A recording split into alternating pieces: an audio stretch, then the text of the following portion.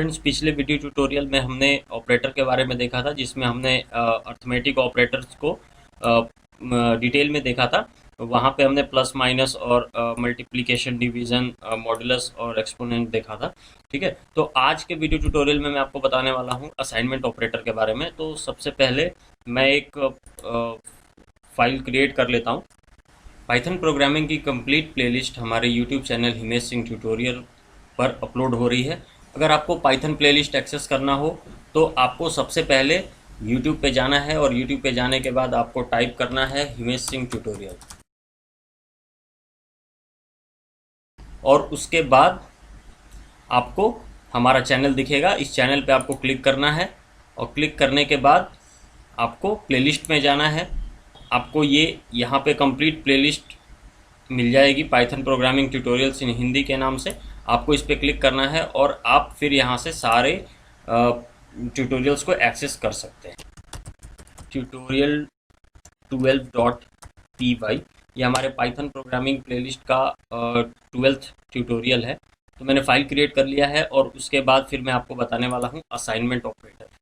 ठीक है, तो असाइनमेंट ऑपरेटर क्या होता है? असाइनमेंट ऑपरेटर का यूज स्पेशली वैल्यूज़ को असाइन करने के लिए किया जाता है किसी भी वेरिएबल में। ठीक है, अब जैसे मैंने अगर लिख दिया यहाँ पे a इज इक्वल टू 5, तो a इज इक्वल टू 5 का मतलब ये हो गया कि ये जो वेरिएबल है a, है ना, इसको हमने एक वैल्यू असाइन कर दी जिसकी वैल्यू है 5। ठीक है, तो ये क्या हो गया? इज इक्वल टू क्या हो गया? असाइनमेंट ऑपरेटर हो गया। ठीक है, अब असाइनमेंट ऑपरेटर को मैं अर्थमेटिक ऑपरेटर के साथ जोड़ के बताऊंगा। तो देखिए, सबसे पहले ऑपरेटर्स इसमें कौन कौन से होते हैं। ऑपरेटर्स मैं यहाँ पे लिख देता हूँ OPERATORS, ऑपरेटर्स। ठीक है, तो ऑपरेटर्स कौन कौन से होते हैं इसमें आप देखना।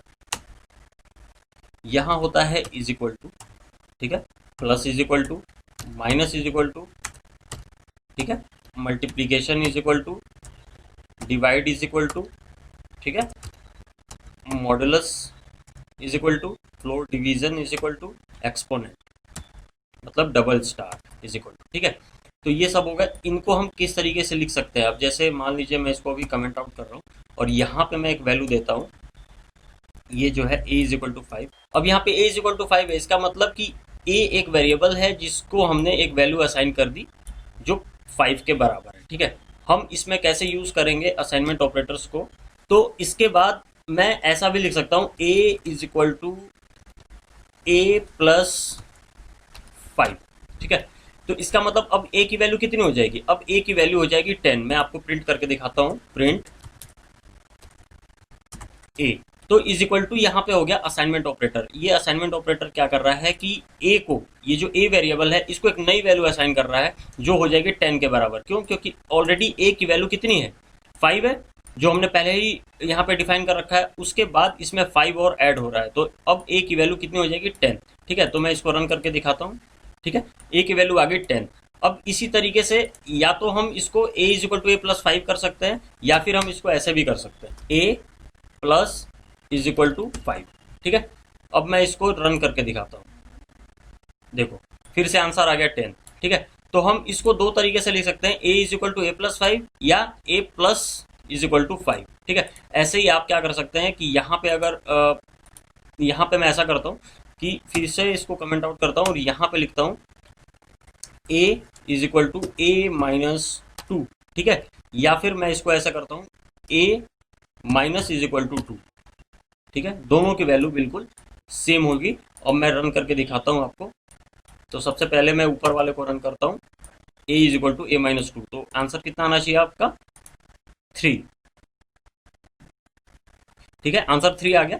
अब अगर मान लीजिए कि मैं इसको कमेंट आउट करता हूँ और नीचे वाले को, मतलब a minus is equal to 2 से मैं कमेंट हटाता हूँ और इसको भी मैं रन करके दिखाऊंगा, तो दोनों की वैल्यू सेम ही आएगी। इसका भी आंसर आएगा 3। ठीक है, तो ऐसे ही बाकी सारी चीजें हैं। जैसे ये है आपका multiplication is equal to, division is equal to, modulus है, फ्लोर डिवीजन है और एक्सपोनेंट है। तो इसको आप खुद से प्रैक्टिस करके देखना। ठीक है, तो आप समझ जाओगे कि असाइनमेंट ऑपरेटर क्या होता है। ठीक है, अपने आप जब आप प्रैक्टिस करोगे तो फिर आपको अच्छे से समझ में आएगा। तो मैंने जस्ट एग्जांपल के लिए आपको दो चीजें करके बता दी, प्लस और माइनस का। तो आई होप कि आपको समझ में आ गया होगा असाइनमेंट ऑपरेटर क्या होता है। अब आगे के वीडियोस में फिर हम ऑपरेटर्स के बारे में और भी जो ऑपरेटर्स होते हैं उनके बारे में हम डिटेल से देखेंगे। ठीक है फ्रेंड्स, तो thanks for watching this video.